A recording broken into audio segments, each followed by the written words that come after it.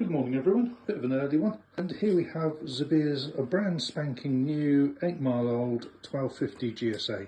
So one of the last GSAs, 1250 GSAs available at his dealer. So he's treated himself. And now we're going to pull it apart and we're going to do what is going to be my biggest install ever. So, what are we doing? We're going to put a pair of D7 Pros up under the beak. We're having a pair of D4s down on the engine bars. We're having T3s on the front. Also putting T3s on the rear on the number plate mounting brackets. And then we're going to remove, oh, of course, the sound bar. We're going to remove the BMW GPS cradle, and we're going to replace that with the Global Eagle MV1. So, which is a smart mirroring system for your phone. So you have your nav, your music, etc., but also has a 2K front and rear camera. So I'm going to break out the tools, get started, and probably see you in about 8 hours or so. Not long since I last spoke to you all, but here we are. GSA is now stripped. So we've got all the beak off from the front so we can mount the D7 Pros. D4s are going on the engine bar mounts. Fuel tanks off. We've got a lot of wiring to run through, so tanks off, and we're going to run all that through. And all the pannier frames and everything are off so we can get the can smarts in and the T3s. Alright, let's get to work.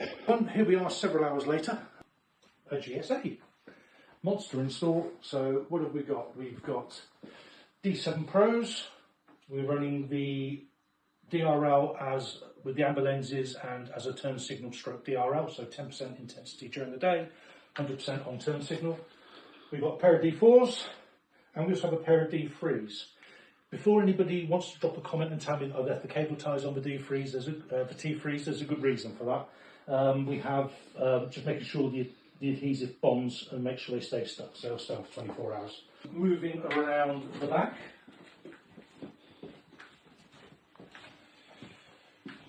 We've got a pair of T3s on the rear, running the default brake light setup, so flash 4 times and then go solid, just to get people's attention. We've got the rear lens for the NV1 phone mirroring camera system up under the rack, and the front one is up under the beak.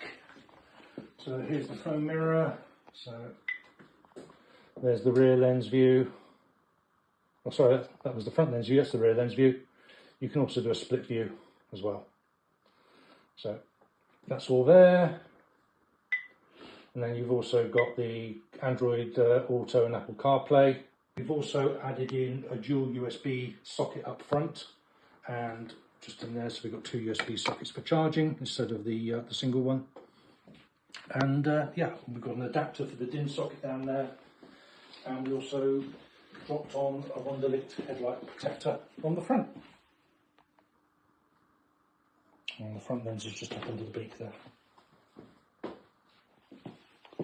And that's about it. Fantastic job by Phil. Quite a long job. Didn't realise the magnitude of the job, but Phil, fantastic. Couldn't be more happier than the final product. And there it is in front of you. Yeah. Fantastic. Glad you're happy with it. Absolutely, Phil. Okay. Highly recommend Phil for any jobs. Thank you.